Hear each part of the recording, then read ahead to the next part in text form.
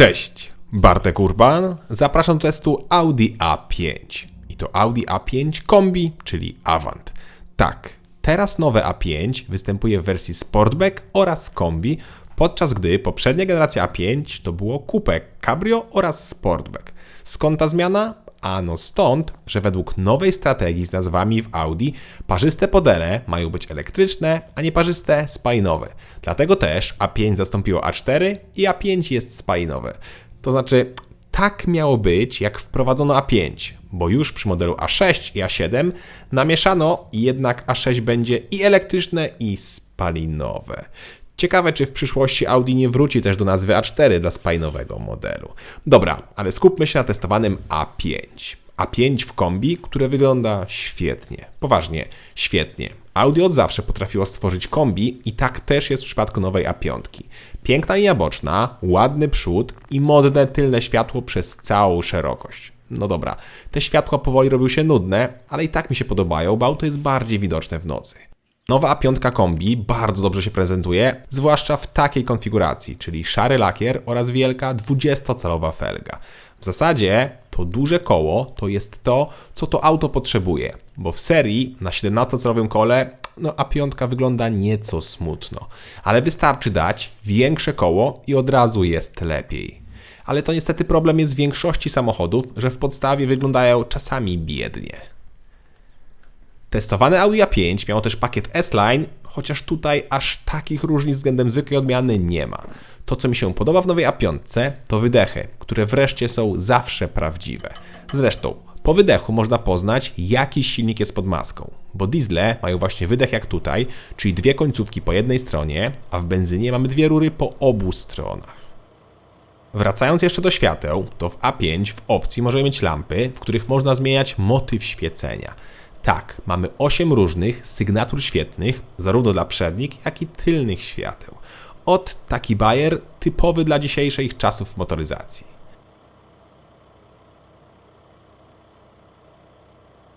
To, co mi się nie podoba w A5, to klamki. Te kasetowe może i wyglądają fajnie, ale są super niewygodne w obsłudze. Zwłaszcza dla dzieci są one ciężkie, żeby otworzyć samochód. Zdecydowanie wolę klasyczne, takie jak są na przykład w nowym Audi Q5. W takim razie pora na wymiary, bo A5 Kombi urosło nieco w porównaniu do swojej poprzedniczki, czyli Audi A4 Kombi. Audi A5 Kombi ma 4,83 m długości, idealną szerokość, bo 1,86 m oraz 1,46 m wysokości. Rozstaw osi to 2,89 cm. A4 była o 7 cm krótsza, 1 cm węższa oraz 3 cm niższa. Rozstaw osi był o 7 cm krótszy. W takim razie pora na bagażnik. Skoro auto urosło, to logiczne, że bagażnik zmalał i zamiast 505 litrów, jak to było w A4, teraz ma 448. Tak, zmalał, a to ze względu na miękką hybrydę, która jest pod tą podłogą. Chociaż bez miękkiej hybrydy kufer również jest mniejszy i ma 476 litrów, czyli 30 litrów mniej niż było w A4 Kombi. Niestety, nie ma drugiego dna, tylko jest jakiś taki maciupeńki schowek na zestaw kluczy do zmiany koła. Koła zapasowego czy dojazdowego też nie ma, jest tylko zestaw naprawczy. Jest za to gniazdo pod zapalniczkę, haczyki na zakupy, gumy mocujące czy mocowania w podłodze. Co więcej, z tego poziomu możemy też położyć oparcia tylnej kanapy. Miło, że po złożeniu mamy płaską podłogę. W takim razie wskakujemy na tył. Tutaj, jak widzicie, mieszczę się bez problemu, a mam 186 cm wzrostu. Zarówno na nogi, jak i na głowę mam trochę wolnej przestrzeni. W A4 w Kombi było tego miejsca na nogi nieco mniej oraz na szerokość było też delikatnie węziej. Szkoda tylko, że z tyłu nie ma przejścia do bagażnika, to znaczy możemy położyć, ale cały środkowy fotel, a brakuje mi samego przejścia na narty, bo jak położymy ten cały fotel, to jak mamy na przykład zamontowane foteliki, to ciężko jest zapiąć pasy. Z tyłu są za to oddzielne nawiewy, złącza, podgrzewana kanapa czy rolety. Oczywiście te ostatnie w opcji.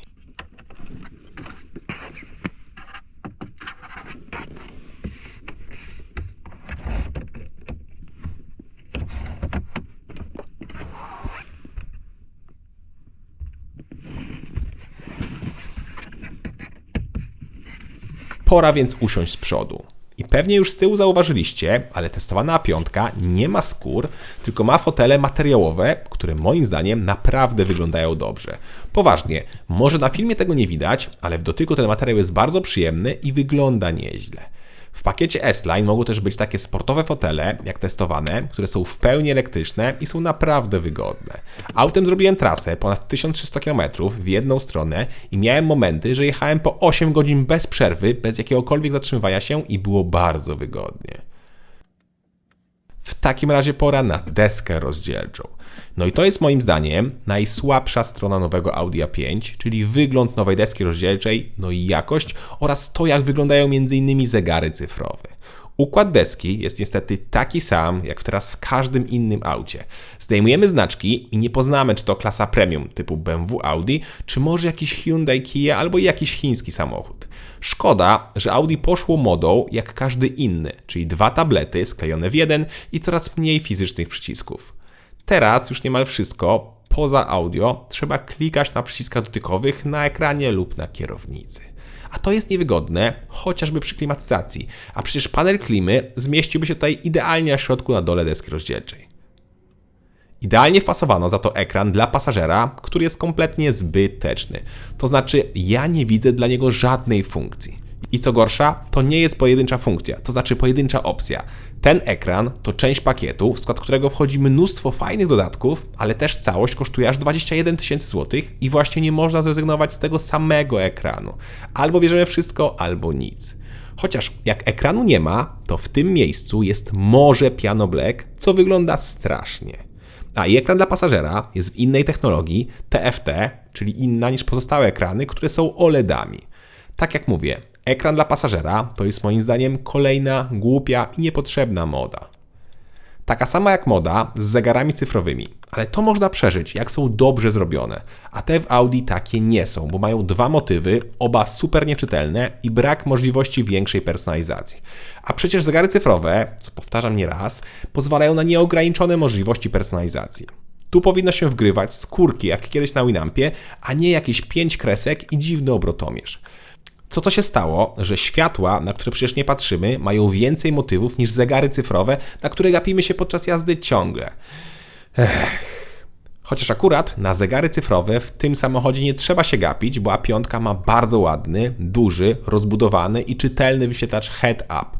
To jest plus. W kwestii systemu multimedialnego, to ten teraz stał się nieco bardziej skomplikowany, ale dość szybko się go uczymy. Ma też ładne grafiki, ale znowu czasem się pojawiają jakieś losowe opóźnienia. A to znowu powoduje, że chociażby obsługa klimy robi się wkurzająca. W kabinie jest jeszcze jedna taka nowa płytka, ta na drzwiach od lusterek, blokad czy świateł. Sama płytka mi nie przeszkadza, chociaż wygląda średnio, ale problem jest taki, że przez nią ta rączka od drzwi jest teraz bardzo gruba i jak ktoś ma mniejsze ręce, to ciężko się to zamyka. Po stronie pasażera nie ma takiego problemu.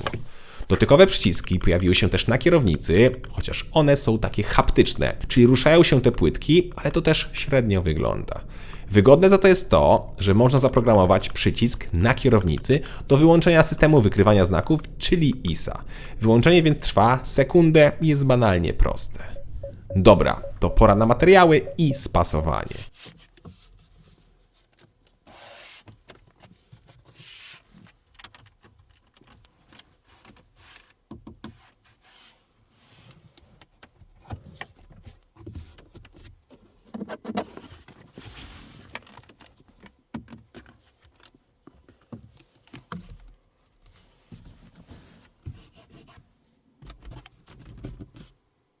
No i tu jest średnio. O ile materiały wyglądają bardzo dobrze i nawet ten materiał na boczkach moim zdaniem jest miły w dotyku, tak niestety słychać skrzypienie oraz jest mnóstwo Piano Black.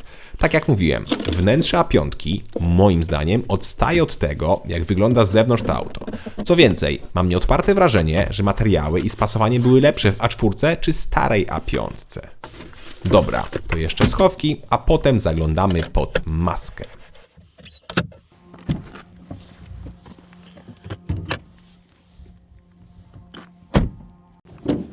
A pod maską, pierwsza moja uwaga, koniec z dziwnym nazywaniem silników, typu 45, 50 czy tam 55. Teraz jest tylko TFSI i TDI, co pewnie spowodowane jest tym, że pod maską mogą być tylko dwa silniki. Albo właśnie 2.0 TFSI, czyli turbobenzyna, albo 2.0 TDI, czyli turbodiesel.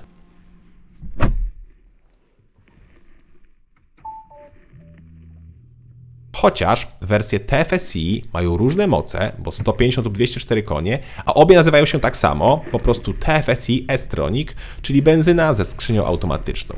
Manuala już nie ma dla żadnej wersji. Diesel natomiast ma taką samą moc jak mocniejsza benzyna, czyli 204 konie. Aha, jest jeszcze 3.0 V6 TFSI, czyli mocna benzyna, 367 koni, ale tylko dla Audi S5. Niestety, dużego, 3-litrowego diesla już nie ma, a w A4 był. Ja pod maską mam silnik 2.0 TDI o mocy 204 koni, który tak to pracuje. I to będzie zimne odpalenie. W zimie było około -10, a jak rano odpalałem, to było już tylko -6.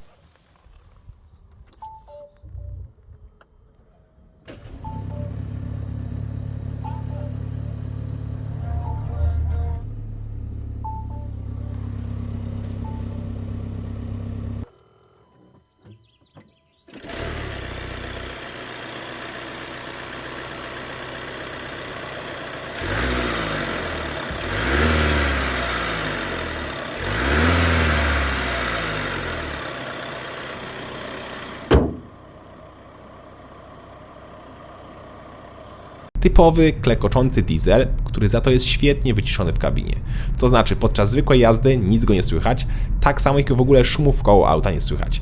Jednak słychać ten silnik, jak jest pod dużym obciążeniem albo jak podjeżdżamy pod wzniesienia. W górach słychać klekot. A i warto dodać, że ja miałem dodatkowe akustyczne szyby z przodu. Dodatkowo to auto ma miękką hybrydę, która spokojnie mogłaby się nazywać zwykłą hybrydą, bo auto ma dość dużą baterię, 1,7 kWh oraz potrafi jeździć na tym samym silniku elektrycznym, co jest bardzo fajne. W związku z tym, jak się mocno wsłuchamy, to słychać dźwięk silników elektrycznych typowych właśnie dla hybrydy. Ale tak jak mówię, auto jest bardzo dobrze wyciszone. Ja też miałem wersję z napędem na 4 koła, quattro, ale w podstawie auto ma napęd na przód. Katalogowo powinno być 6,9 sekund do pierwszej setki, pora więc to sprawdzić.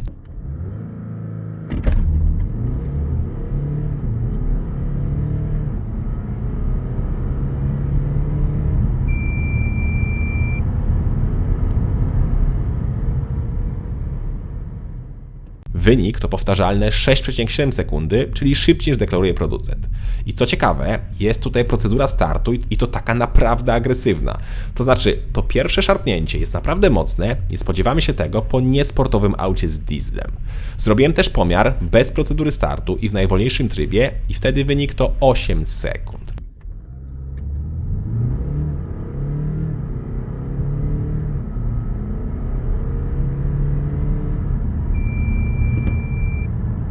Wracając jeszcze do trybów jazdy, to zauważyłem, że jak klikniemy je z tego poziomu na środku i potem palcem potwierdzimy tryb na ekranie, to ten ekran nie znika. Trzeba go ponownie zamykać, co jest bezsensowne. Powinno to na przykład po tych 5 czy tam iluś sekundach znikać. Ale jak będziemy klikać parę razy ten przycisk na dole i wtedy zmieniać tryby, to ten ekran po chwili zniknie. Od chyba jakieś niedopatrzenie programistów do poprawy wraz z aktualizacją. Pod testem Audi Q5 parę osób zwróciło mi uwagę, że te silniki biorą bardzo dużo oleju i chciałem to sprawdzić. Wszak planowałem zrobić autem trasę ponad 3500 km. Niestety jest to nie do zweryfikowania, bo auto nie ma bagnetu do oleju. Tak, jest tylko korek, ale nie ma bagnetu. Tak więc wybaczcie, ale nie wiem, czy coś bierze olej. Tak naprawdę nie wiem, czy takie sprawdzenie na bagnecie też by coś pokazało, no ale próbowałem. Zwróciłem za to uwagę na coś innego, o czym też pisaliście. Mianowicie, moment odpalenia się silnika spalinowego, jak jedziemy na silniku elektrycznym i rzekomo wtedy auto potrafi szarpać. I faktycznie, raz miałem taką sytuację, jak auto bardzo delikatnie, ale jednak wyczuwalnie szarpnęło. Ale tak jak mówię, było to raz przez ponad 10 dni. Poza tym żadnych niepokojących stuków czy dźwięków nie zauważyłem. W ogóle autem zrobiłem ponad 3500 km, z czego 2008 to była trasa z Warszawy do Livigno i z powrotem do Livigno.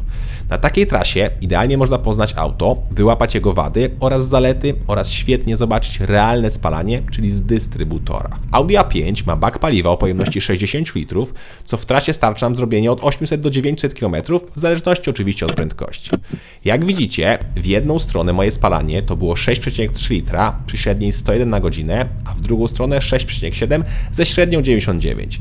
Z powrotem jechałem jednak ciągle w śniegu i deszczu, stąd też wynik mógł być nieco zakłamany. Na miejscu natomiast zrobiłem 265 km ze średnią 30 i spalaniem 8,2. Była to jazda miejska plus górska, czyli codziennie wspinałem się wyżej na stok, po czym z niego zjeżdżałem. Wyniki z dystrybutora różniły się około 0,2-0,3 litra maksymalnie, więc myślę, że można przyjąć, że komputer nie przekłamuje. Samochód przy 120 zużywa 6,5, a przy 140 8 litrów. Aha, i wszystkie te wartości spalania, które są tutaj podawane, są z 4 osobami na pokładzie, taka rodzina typowa 2+2 oraz cały bagażnik gratów, ale to tak cały aż pod dach. Jak robiłem pomiary bez pasażerów, to spalanie było od 0,5 do 0,7 litra niższe. Wyniki przyspieszenia były już robione tylko ze mną na pokładzie. I jak miałbym podsumować te wyniki spalania, to liczyłem, że auto będzie nieco mniej paliło, minimum te pół litra albo i nawet nieco więcej. Co być może tak by było, gdyby nie napęd quattro, bo ten jednak nieco pewnie zwiększa spalanie. Ale muszę przyznać, że ten napęd bardzo mi się przydał, bo auto długo użytkowałem w górach, gdzie mocno sypał śnieg. Trakcja była naprawdę świetna i czułem się bardzo bezpiecznie. Był moment, że auta zjeżdżały już na łańcuchach i ja ich postanowiłem nie założyć i bez problemu samochód jechał. Uprzedzam pytania, sprawdziłem przepisy i mogłem tak jechać bez łańcuchów, ale gdybym spowodował utrudnienia na drodze tym, że nie mam łańcuchów, wtedy mogłoby się to skończyć poważnym mandatem. Na szczęście nie było problemów.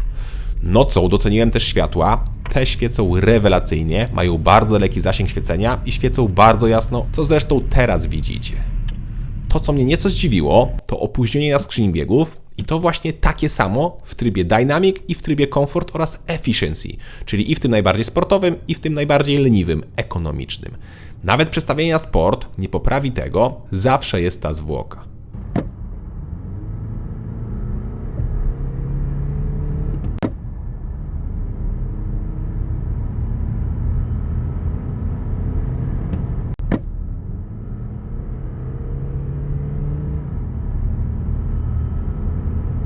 Dziwne, co? Ale osiągi są naprawdę bardzo dobre. Jak auto zredukuje, to wyprzedzanie, nawet załadowanym autem, to nie jest problem. 400 Nm robi robotę, chociaż tutaj mogło być te 50-70 Nm więcej. Porozmawiajmy więc o komforcie podróżowania, bo to, że są dobre osiągi i spalanie, to już wiemy. Bo to, że są dobre osiągi i akceptowalne spalanie, to już wiemy. Tak samo jak i wyciszenie, to jest bardzo dobre. Ale co z zawieszeniem? No cóż. To jest sztywne. Nawet moim zdaniem nieco za sztywne i tutaj powody są dwa. 20-calowe koła oraz sportowe zawieszenie. Myślę, że mniejsze koło o 1 cal zdecydowanie poprawiłyby komfort, tak samo jak i brak sportowego zawieszenia. Ale z drugiej strony auto świetnie się prowadzi, no ale jest sztywne, coś za coś. Dla mnie taka charakterystyka jest idealna, bo szybkie zakręty to przyjemność, a jak ktoś bardziej ceni komfort, to koniecznie 19 cali i zwykłe zawieszenie. Ale z drugiej strony, jak ktoś lubi poczuć się nieco bardziej sportowo, to ten zawias i koło jest dla niego. Tylko uważajcie na krawężniki i większe dziury, bo szkoda by było uszkodzić te felgi, zwłaszcza, że razem z oponami kosztują niemal 19 000 złotych. Chociaż co ciekawe, w cenie felg jest od razu 3-letnie ubezpieczenie opon. To jest nawet miłe. No dobra, to sprawdźmy, czy ceny też są miłe. Podstawowe Audi A5 2.0 TFSI 150 koni z napędem naprzód kosztuje 189 000 złotych, a mocniejszy wariant 204 konie to wydatek 214 000 złotych. Dopłata do quattro, czyli napędu 4x4 to 10 000 złotych, czyli łącznie 224 000 złotych. Diesle z napędem naprzód to 227 000 złotych, a z napędem na wszystkie koła 237 000 złotych, czyli również 10 000 złotych dopłaty. Testowany egzemplarz miał dodatki za ponad 120 000 złotych i jego cena to 359 000 złotych. Ała! Witamy w świecie premium. Aha, i dodatki z cenami widzicie teraz na ekranie. No i teraz podstawowe pytanie. Czy Audi A5 to godny następca Audi A4? I nie, i tak, a raczej i tak i nie. Tak, bo jest jeszcze ładniejsze, jeszcze przestronniejsze w kabinie i bezpieczniejsze, a nie, bo ma mniejszy bagażnik, gorsze wnętrze oraz zabrakło większej gamy silników, chociaż kto wie, może ta jeszcze wzrośnie.